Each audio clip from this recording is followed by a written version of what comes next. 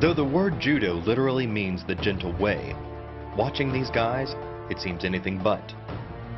To win in judo, you either throw your opponent to the ground or force him to submit with arm-breaking joint locks or deadly chokeholds. Kicks and punches are illegal, but that doesn't mean judo doesn't hurt.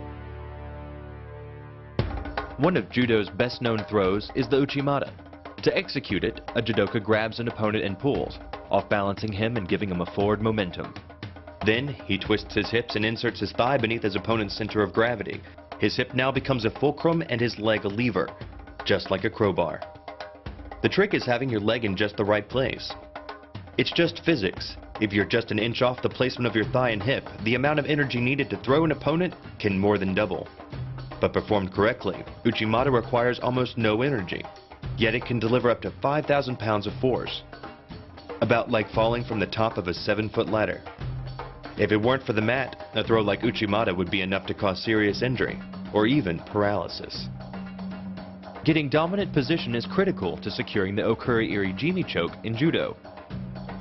Once you're positioned behind your opponent, you roll forward using your momentum, multiplied by the leverage of your leg, to bring him to his back. Then, wrap your legs around his body, forcing his arm upwards while your hand pulls his gi across his neck. The collar of the gi reduces the flow of blood to the brain to a trickle, and ends the match.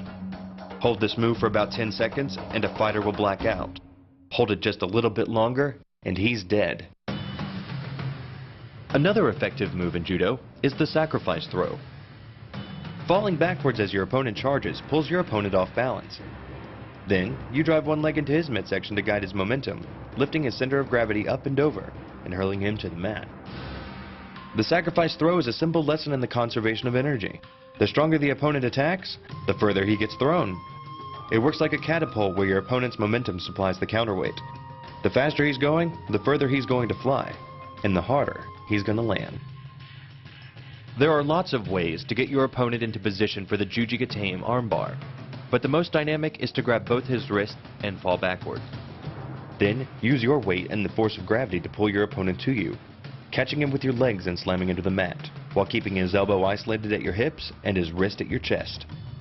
By bending the elbow across the fulcrum of your hips, you're subjecting the weak joint to the leverage of two strong forces, the pull of your thighs on his shoulder and your hands on his wrist. As little as 1,000 pounds of force can be enough to destroy the elbow. The leverage of the armbar can supply much more than that.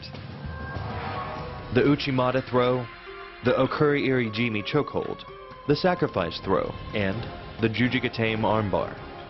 These are the moves of a judo human weapon.